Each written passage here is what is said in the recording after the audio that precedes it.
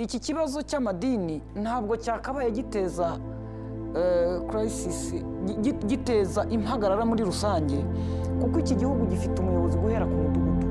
Ibi bintu bijya gutangira umuntu akageraho biza kubonwa na minisitiri w'ubutegetsi bw'igihugu ukorera Kacyiru.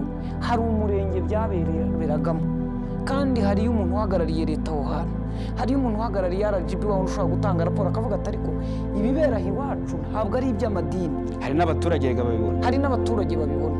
Rero inzego za leta zararangaye, ikintu gitangira avuga ngo Scovia arasenga mu rugo, bivaho biba icyumba, bivaho biba iguriro, bivaho dutangira kuhakorera n'ibyaha birenze kuba amakosa. Inzego za leta zizira noneho icyarimwe. Buriya umuntu uzakwesa akubwira ko leta itagira imbaraga, nubwo yaba ari iyi nzu turimo bashyizeho idarapo ikitwa leta, irakuzahaza uko yaza imeze kose.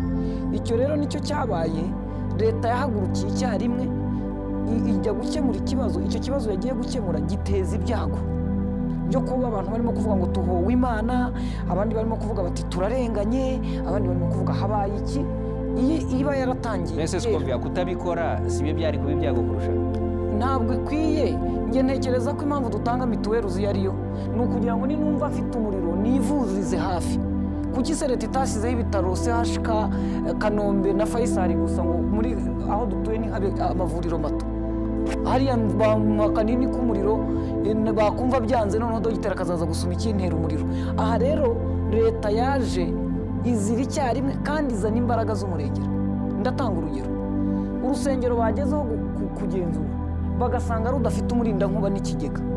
Ibyo bintu koko birashyira abaturage mu kaga kuko hatari ibifata amazi, ariko hari mu kwa karindwi iyo bamubwira bati imvura yo kwa cyenda izagufite iki, ariko bayimuguye muri 2018. umurindankuba ni iki? Barimo rega n'abavuka. Uwo muntu bayimuguye muri 2018 n'uwavutse yasanze itegeko rihari ryaravugwa na minisitiri uvuga. Turacyaca mu kibaya cy'ibyondo, kandi nawe 2020 yari afite ku Rwanda tuzaba vision 2020 urayibuka.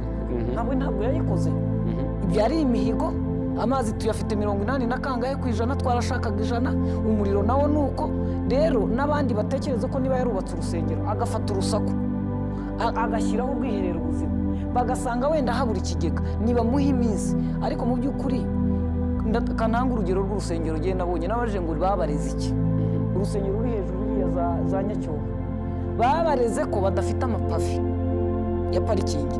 Kuri urwo rusengero umuntu ufite imodoka ni umuntu umwe. Umuhanda ujyayo ntabwo dushobora kujyayo twambaye uko twambaye, tugezeho ntiwamenye uko dusa kubera itaka n'ivumbi. None ukabaza ngo amapave atari imbere y'urusengero birateza akaga mu buryo utababwira uti tuguhaye ukwezi mushyiraho amapave. Rega kuyobora ntabwo ari uguhirika, ni ukukomeza ukamubwira uti tambuka, genda. Umubyeyi nigisha abana kugenda, atera intambwe imwe, bwacyo ukabona arakomeye ukarekura. Muri make umuntu arwaye nk'umunota umwe cyangwa iminota 2, ni iki wumva amadini atakoze yakagombye kugikora? Ni iki leta itakoze yakabaye igikora? Icya mbere amadini atakoze, ntabwo yubahirije amasezerano agirana na leta. Kuko amadini yajya gutangira cyangwa amatorero, hari amasezerano bagirana y'ibikorwa bazateza imbere aho bagiye gukorera. Hari ibyo bagomba kuba bubahirije ku nzu bagiye gukoreramo.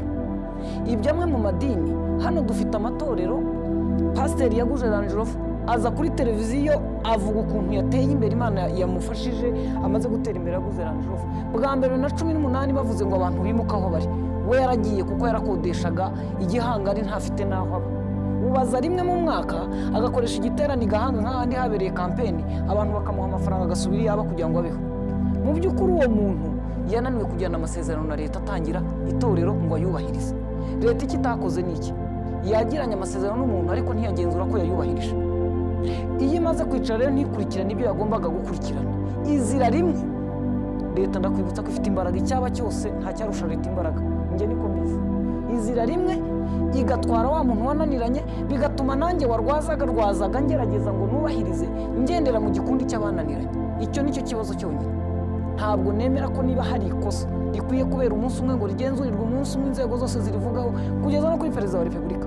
Hakwiye kuba haratangiye igitifu w'akagari atakamba, atanga raporo ku karere, akarere nako kabaza minisitiri ati tubikore dute, bakomeza ku buryo inzego zose zibifite. Ariko byaje nk'icyorezo twese turikanga, n'ibidafite icyo bitwaye twabigize ikibazo.